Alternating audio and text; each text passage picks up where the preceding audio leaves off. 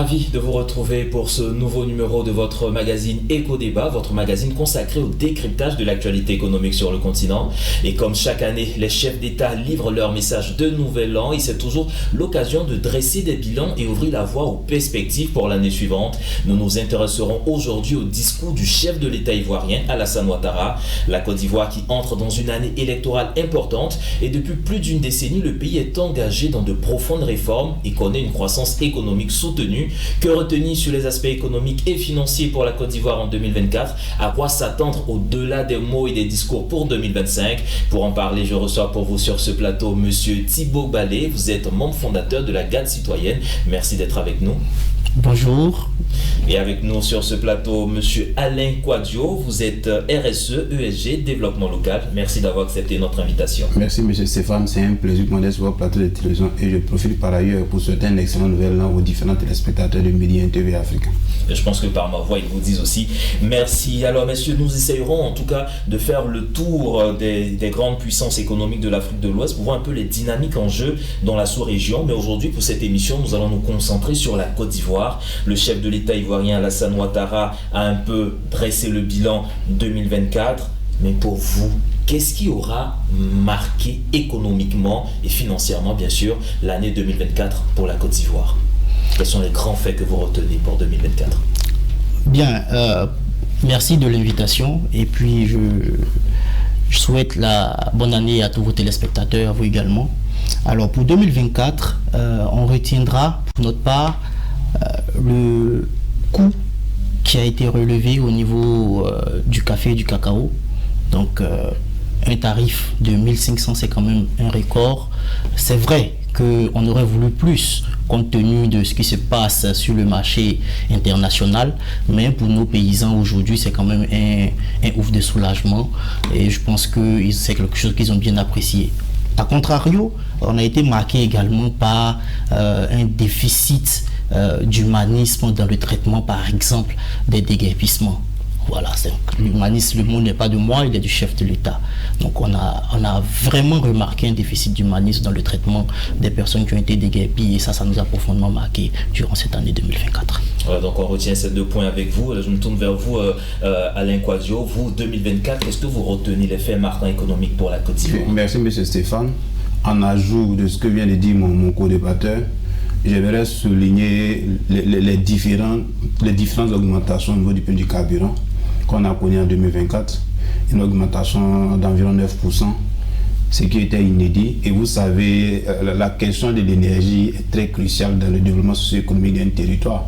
Et certaines économies pourraient définir l'économie comme la transformation de l'énergie. Autrement dit, sans énergie, il n'y a pas d'activité économique.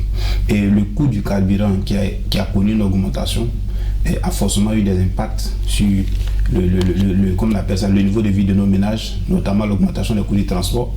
Hormis ça, un autre événement très important, très marquant pour moi, c'est également, comme il a si bien dit, la question des déguerpissements du point de vue de l'occupation anarchique de certains espaces dits publics. Et comme il a si bien dit, ces différents déguerpissements ont manqué de tact, on manquait d'humanisme, mais aussi de légalité. Et nous en voulons pour preuve le déguerpissement du village d'Adjamé, non loin du plateau. Et c'est un ensemble d'éléments qui essaient d'entacher un tant soit peu le bilan qu'a dressé le président de la République, Alassane Ouattara.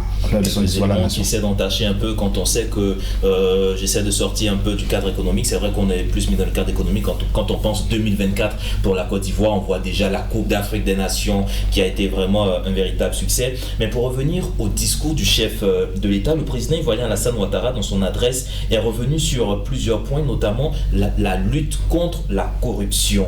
Vous, au niveau de la Garde citoyenne, on sait que vous êtes engagé dans tout ce qui est bonne gouvernance. Qu'est-ce que vous retenez, qu'est-ce que vous tirez de ce discours? Depuis une dizaine d'années, force de reconnaître que sur le plan institutionnel, beaucoup d'efforts ont été faits. On a eu la création des ministères dans ce pays, de la bonne gouvernance. On a aujourd'hui la haute autorité de la bonne gouvernance. On a la Cour des comptes qui, chaque année, sort un rapport et qui édifie la population sur ces audits au sein de toutes les structures publiques. Donc sur le plan institutionnel, légal, on est vraiment satisfait. Le bémol se situe au niveau de l'applicabilité des lois qui ont été votées. Voilà. Et derrière, on a le sentiment d'une certaine impunité. C'est vrai qu'il y a eu quelques procès qui sont d'ailleurs en cours, il y a eu quelques incarcérations, mais c'est faible par rapport aux 1200 milliards de détournements dont a parlé le président actuel de la Haute Autorité de la Bonne Gouvernance, du temps où il était ministre de la Bonne Gouvernance toujours. 1200 milliards que la Côte d'Ivoire perd chaque année. En face, on a 2 ou 3 arrestations. Les détournements aujourd'hui en Côte d'Ivoire se font, c'est un sport national, c'est à hauteur de milliards. On ne parle même plus de centaines de millions, on est maintenant en milliards. Donc on aimerait que l'application soit beaucoup plus durcie, de sorte à pouvoir dissuader tout fauteur de troubles. Parce que quand je sais, moi en tant que gestionnaire de fonds publics, que si je me fais prendre derrière, au pire, je risque un limogeage, mais j'ai pu sécuriser des centaines de milliards pour le reste de mes jours. Ce n'est pas dissuasif. Il faudrait que la sanction soit dissuasive, de sorte à ce que derrière, les gestionnaires de fonds publics ne soient pas tentés de s'amuser avec les fonds publics. Alors Alain Kouadio, je vais me retourner vers vous, mais vous, avant de vous poser ma question, de vous reposer cette même question, je vais permettre qu'on regarde un extrait justement du discours du chef de l'État qui parlait de la bonne gouvernance et de la corruption, de ce qui est prévu pour les prochaines années. Nous poursuivrons nos efforts en matière d'amélioration de l'environnement des affaires afin d'offrir un climat d'investissement toujours plus compétitif et plus attractif. En cela, la bonne gouvernance, ainsi que la lutte contre la corruption et le blanchiment des capitaux feront l'objet d'une attention particulière tout au long de l'année 2025. Alors là, on vient d'entendre le chef de l'État sur tout ce qui sera fait pour renforcer en tout cas cette dynamique de lutte contre la corruption et autres, mais on n'a pas senti d'action concrète qui serait menée. Est-ce juste une annonce politique ou bien vous voyez derrière des annonces, des actions qui seront menées? Bon, pour moi, je peux faire cette analyse sous 2 ans. D'un point de vue tactique, il ne serait pas peut-être intéressant de décliner la stratégie qui sera mise en place pour traquer les différentes personnalités, les personnes qui détournent les fonds publics, ni encore moins que ça donne un certain blanchiment. Mais je pense qu'il aurait été un peu plus judicieux de décliner la stratégie mise en place pour qu'elle soit connue de tous, d'autant plus que nous sommes dans un pays dit démocratique. Et cela permettrait aux différents citoyens qui sont engagés dans la lutte citoyenne de pouvoir connaître en réalité les différents leviers dont dispose l'État du Côte d'Ivoire pour pouvoir mettre en place des stratégies visant à freiner ou à indiquer le blanchiment des capitaux ou la mauvaise gouvernance. Alors, mais on a vu des organisations de la société civile, je crois la garde citoyenne même y était associée. Surtout, on a vu le président de Civis Côte d'Ivoire qui demandait par exemple à ce que les déclarations de patrimoine soient au moins rendues publiques pour certaines, pour les personnalités qui sont assignées à cette mesure. On a vu dans certains pays, comme c'est le cas au Sénégal, où à partir de cette année, tous les fonctionnaires de l'État sont soumis à la déclaration de patrimoine. Est-ce que ce genre d'action ne viendrait pas renforcer cette transparence tant recherchée pour la bonne gouvernance? Oui, bien entendu, c'est ce que je disais tantôt. En Côte d'Ivoire, par exemple, quand vous ne déclarez pas votre patrimoine, vous risquez au pire 3 mois de suspension de salaire, si je ne m'abuse. Par contre, si un membre de la Haute Autorité de la Bonne Gouvernance venait à divulguer, puisque c'est secret, ce n'est pas public, venait à divulguer le patrimoine d'une autorité qui est en charge des fonds publics, cette personne risque 10 ans de prison. Donc celui qui met à nu certaines malversations, lui, il risque plus que le contrevenant à la loi. C'est ces choses-là qu'il faut changer. C'est ce que je disais tantôt. Donc, pour la bonne gouvernance, permettre à certains investisseurs de venir davantage contribuer à l'essor de l'économie ivoirienne, il faut beaucoup plus de transparence. Le président a aussi consacré un volet important au monde agricole. On sait que l'agriculture, c'est quand même le pilier de l'économie ivoirienne. Il s'est un peu, on va dire, appesanti sur le cas des producteurs de café et de cacao. Mais avant de vous poser quelques questions que ce soit. On va encore regarder ce qu'il a dit justement au niveau de toutes les conditions qui seront mises en place pour permettre aux producteurs de café cacao de mieux travailler en Côte d'Ivoire. S'agissant de nos parents planteurs, notre politique d'amélioration des revenus en milieu rural a permis d'augmenter de manière significative le prix bord champ du cacao, qui a atteint 1800 francs CFA contre un maximum de 1100 francs CFA par le passé. De plus, tous les producteurs de café et de cacao, détenteurs de la carte de planteur, bénéficieront gratuitement de la couverture maladie universelle dès le premier trimestre 2025. Il s'agit là d'une mesure historique en faveur de nos parents planteurs. C'est une mesure historique pour les producteurs de café cacao et même les planteurs de Côte d'Ivoire. Mais il y a une petite question qui me revient. On sait que la couverture maladie universelle, les soins qui seront gratuits pour ces paysans, ne seront donnés qu'aux producteurs de café cacao qui détiennent la carte de producteur. Qu'en est-il des autres planteurs, des autres producteurs, EVA et autres? Pourquoi cette spécification? En fait, avant de répondre à cette question, je vais quand même rebondir sur le coût. Le coût du cacao bord champ qui a connu une évolution significative que vient de signifier le président de la République, son excellence Alassane Ouattara. Il faut dire que, selon ma propre analyse, l'opposition ivoirienne a joué quand même un rôle déterminant dans la fixation de ce coût, parce qu'on a vu les différents prix fixés dans les différents pays producteurs de cacao, tels que le Bénin, le Ghana, le Nigeria. On a vu que les coûts étaient très élevés et il n'y avait pas de mesure en Côte d'Ivoire. Et il a fallu que l'opposition, pas que je suis un représentant de l'opposition, mais à l'hémicycle, mène des débats francs et vraiment très pertinents, de sorte à ce que dans les jours qui suivent, le gouvernement va à travers son ministère de l'Agriculture essaie de hausser le prix jusqu'à ce niveau. Mais pour ma part, je pense que ce coût, il est encore en deçà au regard des exigences du marché mondial, au regard aussi des évolutions des prix des pays tels que le Ghana, le Cameroun, etc. En ce qui concerne la question de la couverture maladie universelle pour les planteurs, pour moi, c'est dû au fait que le secteur agricole joue un rôle moteur dans le développement économique de la Côte d'Ivoire et le président de la République veut mettre un accent particulier à ce niveau, tout en permettant à nos différents producteurs de se soigner, parce qu'un Ivoirien qui n'est pas en bonne santé n'est pas un Ivoirien productif. Maintenant, ce n'est pas une discrimination, mais c'est certainement une stratégie de sorte à ce que les acteurs du milieu rural, notamment dans les cafés et du cacao, prennent à cœur la question sanitaire et s'activent pour avoir aussi une carte de planteur. Parce que n'oubliez pas que le fait d'avoir une carte de planteur permet aussi une traçabilité et une amélioration de nos différentes statistiques agricoles. C'est très utile pour les perspectives de développement et les politiques stratégiques. Les perspectives de développement et surtout avec les nouvelles normes que l'Union européenne a mis en vigueur avec la traçabilité de nos matières premières pour être plus compétitifs sur le marché. Alors je reviens vers vous aussi, c'est pour parler, quand on parle de la couverture maladie universelle, le chef de l'État l'a dit dans son discours, il y a à peu près 16 millions de personnes qui sont à jour, qui cotisent, qui ont adhéré à cette formule-là. Pourquoi est-ce que ça traîne encore la couverture maladie universelle, quelque chose qui est si bénéfique pour toute la population? Qu'est-ce qu'il faille faire en 2025 pour élargir l'éventail?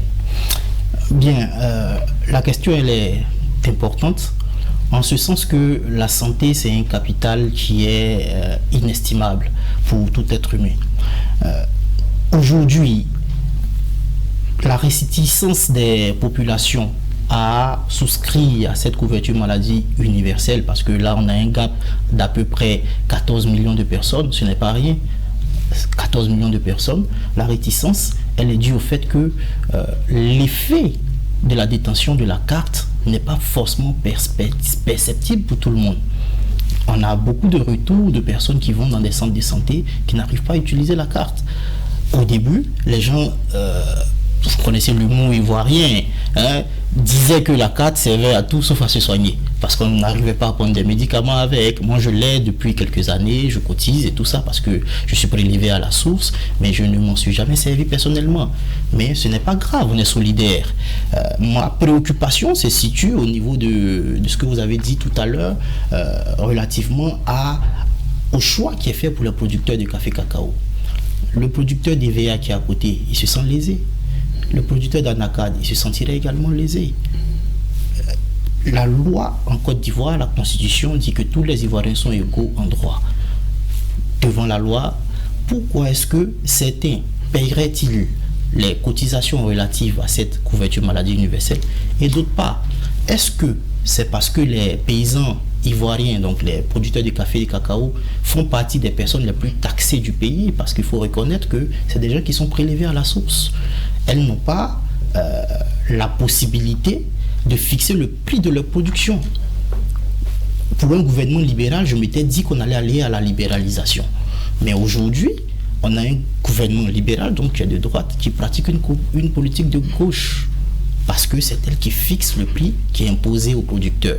Est-ce que ce n'est pas une rétribution qu'on fait aux producteurs? Parce que moi, qui produis par exemple des oranges, ce n'est pas l'État qui fixe le coût de mes oranges. Donc, j'ai toute ma production, j'ai toute la latitude de fixer le coût comme je l'entends, de me faire des revenus et de me soigner à ma guise. Mais le producteur de cacao, qui n'a pas cette possibilité-là, qui voit son voisin au Ghana, qui gagne plus d'argent que lui, son voisin au Cameroun qui gagne plus d'argent que lui, derrière, on essaie de lui faire cette petite faveur pour éviter en fait la grogne. Non, mais ce n'est pas la solution. La solution, c'est de libéraliser le secteur, que le producteur soit capable de fixer le prix de sa production, qu'il aille sur le marché international, qu'il vende sa production, il aura les moyens derrière de payer sa cotisation. 12 000 francs par an. Une vision à voir en 2025.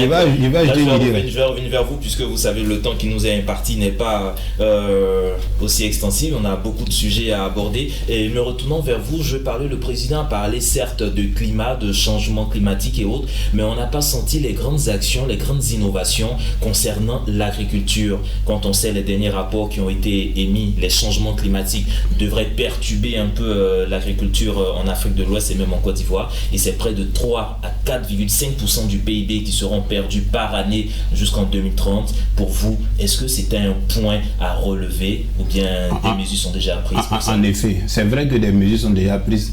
N'oubliez pas que la Côte d'Ivoire est en train de mettre en place des CDN, des contributions déterminées au niveau national. C'est un ensemble de mesures mises en place de sorte à lutter contre les changements climatiques, et ces mesures sont structurées en 2 phases, l'adaptation et l'atténuation au changement climatique, et ces mesures couvrent différents secteurs. Et je crois qu'il y a un atelier, mais il sera organisé très bientôt en ce qui concerne le chiffrage financier de ces CDN là.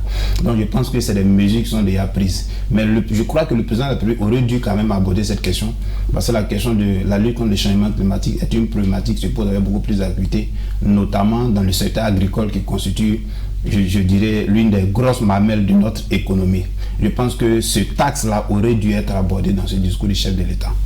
Alors bien sûr, en plus de l'agriculture, on sait que la jeunesse est quelque chose qui préoccupe beaucoup les dirigeants ouest-africains ces dernières années. Le président est revenu. On sait qu'il y a quelques mois, il y a une année déjà, dans son annonce, le chef de l'État avait annoncé ces fameux 1 milliard par jour pour la jeunesse. Est-ce que vous vous attendiez à un bilan dans ce discours, surtout qu'il a annoncé de nouvelles perspectives pour la jeunesse en 2025? Oui, monsieur Stéphane, la question de la jeunesse est une question qui est primordiale.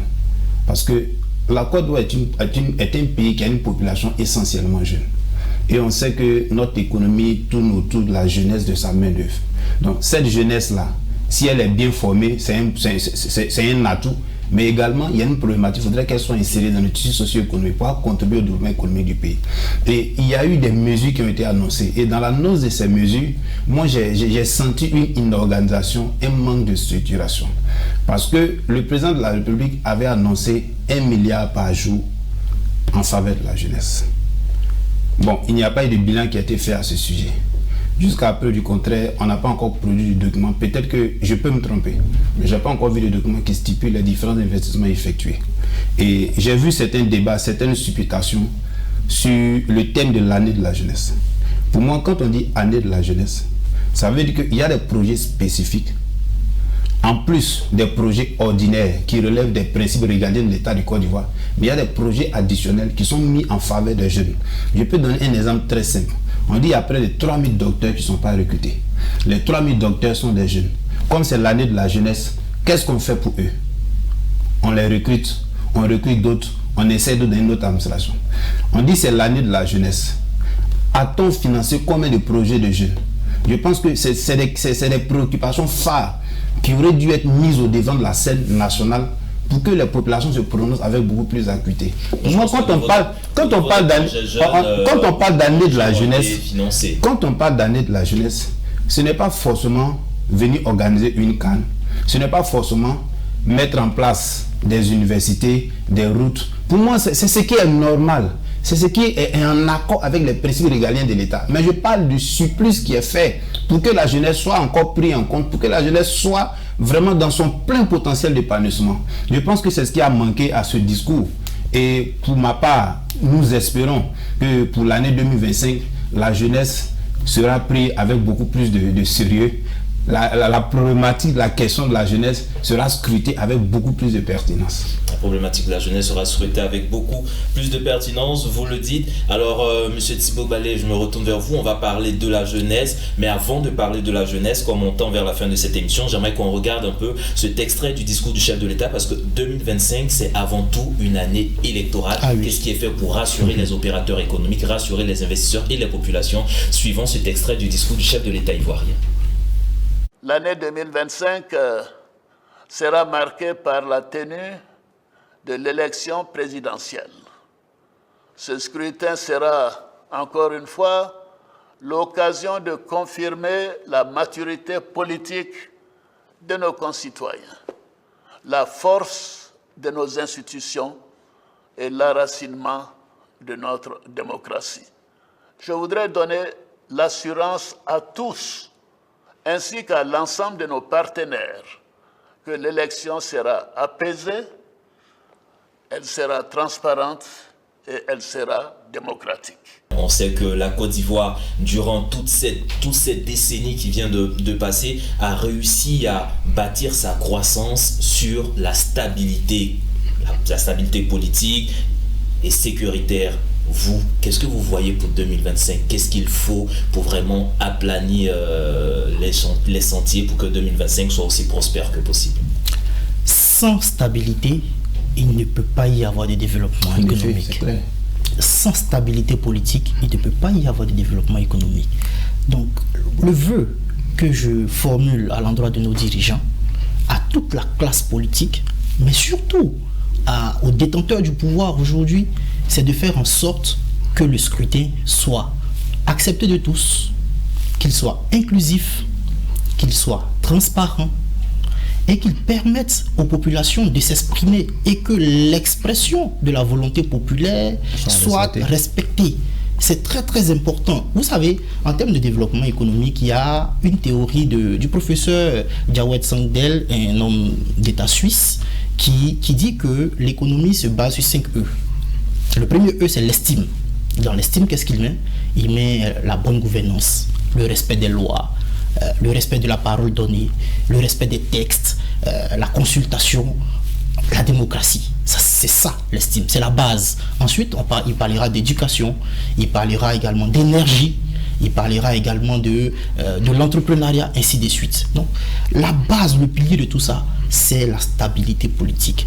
Et sans paix, il ne peut pas y avoir de développement. Donc, j'appelle véritablement nos dirigeants, le gouvernement actuel, les institutions en charge du scrutin, de faire fi de toute casquette politique et de regarder l'intérêt supérieur de la nation. Pour nous organiser un scrutin crédible, dont le résultat est accepté de tous. À partir de ce moment-là, à partir de 2026, on pourra rentrer véritablement dans une nouvelle phase. Cette année, je crains en fait qu'on ne soit dans les schémas précédents qu'on a vus, notamment en 2015 ou en 2020, où le gouvernement et toutes les personnes en charge des institutions qui sont proches du parti au pouvoir ne se retrouvent en campagne, au lieu de travailler pour les populations. On pense que cette année sera meilleure et surtout, vous avez dit, l'intérêt national sera mis en avant dans tout ce que nous allons faire. Alors, monsieur Alain Kouadio, vous, quel serait votre mot de fin?